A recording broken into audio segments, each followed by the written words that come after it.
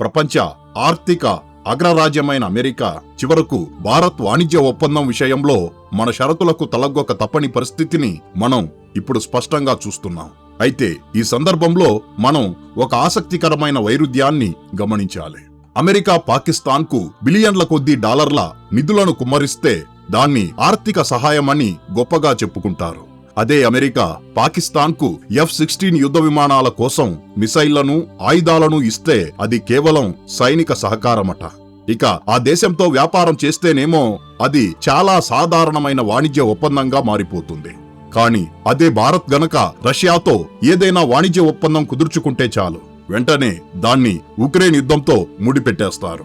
దీని వెనుక ఉన్న అసలు కారణం కొన్ని శక్తులు భారత్ తమ కనుసన్నల్లో నడవాలని, తాము గీసిన గీత దాటకూడదని కోరుకోవడమే. కాని వారికి బహుశా అంచనా లేదేమో, వారి ముందు నిలబడి ఉన్నది భారత విదేశాంగ మంత్రి జయశంకర్ గారని. ఈ విషయంలో ఆయన వైఖరి ఎంత కఠినంగా ఉందంటే కేవలం మాటల తూటాలతోనే ఆయన ఎదుటివారి ఆలోచనా దిశను మార్చేశారు. ఫ్రెండ్స్, ఇది చాలా కీలకమైన పరిణామం.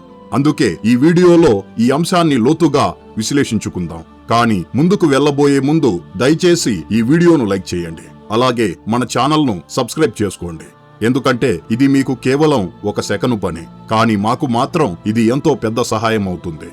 శ్రీ రాఘవేంద్ర జ్యోతిషాలయం శ్రీ ఎంకే శాస్త్రి గారు ప్రముఖ జ్యోతిష్యులు. స్త్రీ పురుష వశీకరణం 100% గ్యారంటీ. భర్తను పరస్త్రీ వ్యామోహం నుండి విడిపించడానికి, భార్యను పరపురుష సహవాసం నుంచి విడిపించడానికి, మీరిష్టపడ్డవారు మీ నుంచి దూరమై ఉంటే స్త్రీ వశీకరణ, పురుష వశీకరణం, ప్రేమ సమస్య, ప్రేమ వివాహం, అత్తాకోడళ్ల సమస్యలు, భార్యాభర్తల కలహాలు, లైంగిక సమస్య, సంతాన సమస్య, ఇంకా మీకెటువంటి సమస్యలున్నా దైవ శక్తి పూజలు చేసి పరిహారం చేయగలరు. ఈ రోజే సంప్రదించండి.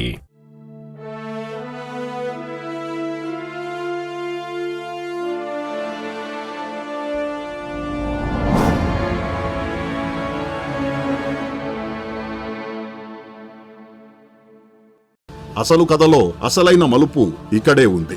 భారత్ ఏనాడు ఉక్రెయిన్ యుద్ధాన్ని సమర్థించలేదు, రష్యాకు ఆయుధాలు ఇవ్వలేదు, యుద్ధంలో ప్రత్యక్షంగా పాల్గొనలేదు.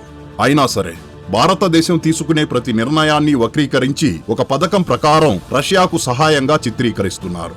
వాస్తవానికి వారి బాధ యుద్ధం గురించి కాదు, భారత్ అనుసరిస్తున్న స్వతంత్ర విదేశాంగ విధానమే వారికి కంటగింపుగా మారింది.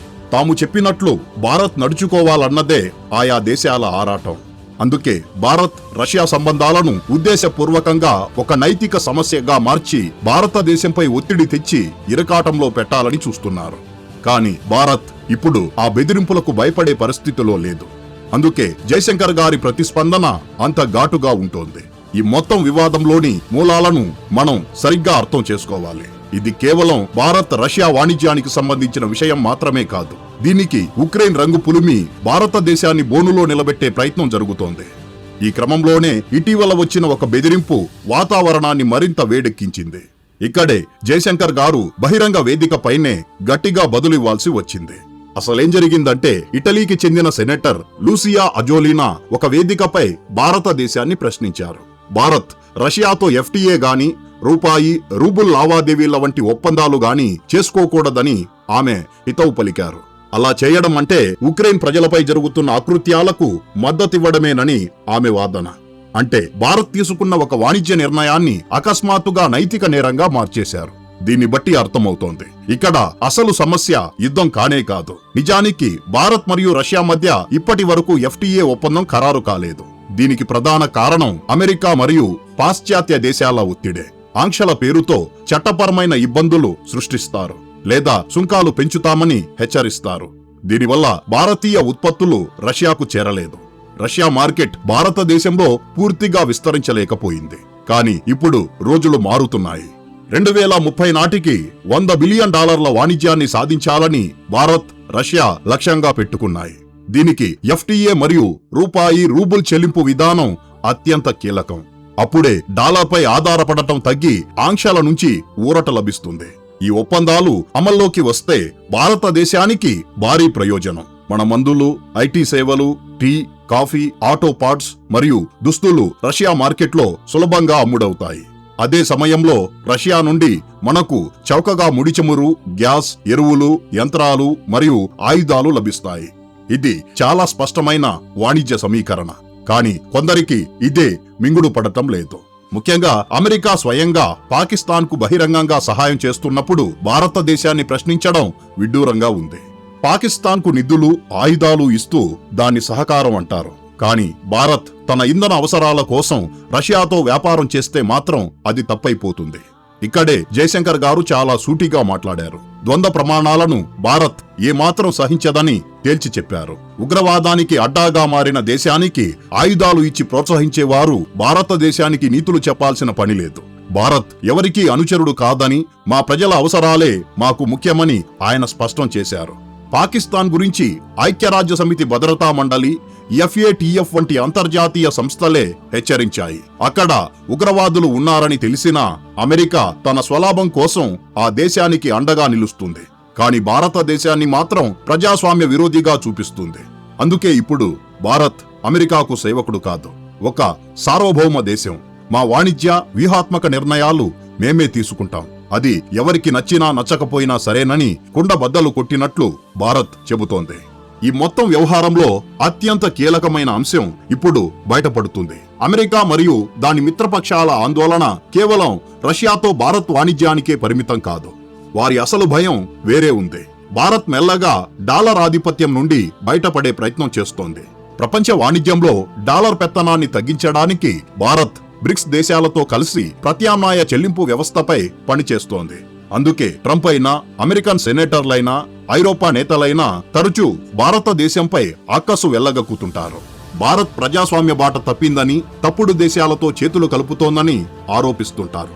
ఇదంతా కేవలం ఒత్తిడి పెంచే వ్యూహమే. ఈ విషయంపై జయశంకర్ గారిచ్చిన సమాధానం చాలా పదునుగా ఉంది.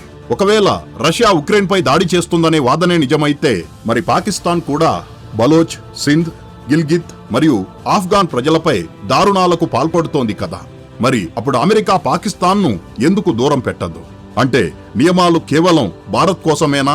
మా అవసరాల కోసం మేము రష్యాతో డీల్ చేస్తే తప్పు పట్టే ఈ ద్వంద్వ నీతే భారతదేశానికి ఆగ్రహం తెప్పిస్తోంది. భారత్ ఎవరి కనుసన్నల్లోనూ నడవదని, పాకిస్తాన్లా ఎవరికీ పావుగా మారదని జయశంకర్ గారు తేల్చి చెప్పారు. మన వాణిజ్య ఒప్పందాల్లో బాహ్య జోక్యాన్ని సహించేది లేదు. అయితే వాస్తవ పరిస్థితుల పరంగా కొన్నిసార్లు భారత్ కూడా అమెరికా వంటి అగ్రరాజ్యం ముందు అనివార్యంగా వెనక్కి తగ్గాల్సి వస్తోంది. ఉదాహరణకు ఇటీవల భారత్ అమెరికాను ఒప్పించి మన వస్తువులపై ఉన్న సుంకాలను 25% నుండి 18% తగ్గించుకోగలిగింది. కానీ సమాచారం ప్రకారం దీని వెనుక భారతదేశంపై తీవ్ర ఒత్తిడి ఉంది. ఇష్టం లేకపోయినా రష్యా నుండి చమురు దిగుమతులను తగ్గించుకోవాల్సి రావచ్చు. ఇదే జరిగితే భారత్ రష్యా వాణిజ్య విస్తరణకు కొంత ఆటంకం తప్పదు. కానీ ఒక్కటి మాత్రం నిజం, భారత్ రష్యా మధ్య ఆయుధ ఒప్పందాలను, వాణిజ్యాన్ని పూర్తిగా అడ్డుకోగలమని అమెరికా భావిస్తే అది వారి పొరపాటే అవుతుంది. ఎందుకంటే ప్రస్తుతం ఇరు దేశాల మధ్య వాణిజ్యం $68 బిలియన్ దాటింది. 2030 నాటికి ఇది $100 బిలియన్ చేరనుంది. ఈ ప్రవాహానికి అడ్డుకట్ట వేయడం అమెరికా తరం కాదు. ఇటలీ సెనేటర్కు జయశంకర్ గారిచ్చిన దీటైన సమాధానంపై మీ అభిప్రాయాన్ని కామెంట్ బాక్సులో తెలియజేయండి. ఈ వీడియో కింతే ఫ్రెండ్స్. ఈ వీడియో మీకు నచ్చినట్లయితే లైక్ చేయండి. అలాగే ఇలాంటి మరిన్ని ఇన్ఫర్మేటివ్ వీడియోస్ కోసం ఇప్పుడే మన ఛానల్ను సబ్స్క్రైబ్ చేసుకోండి. జై హింద్.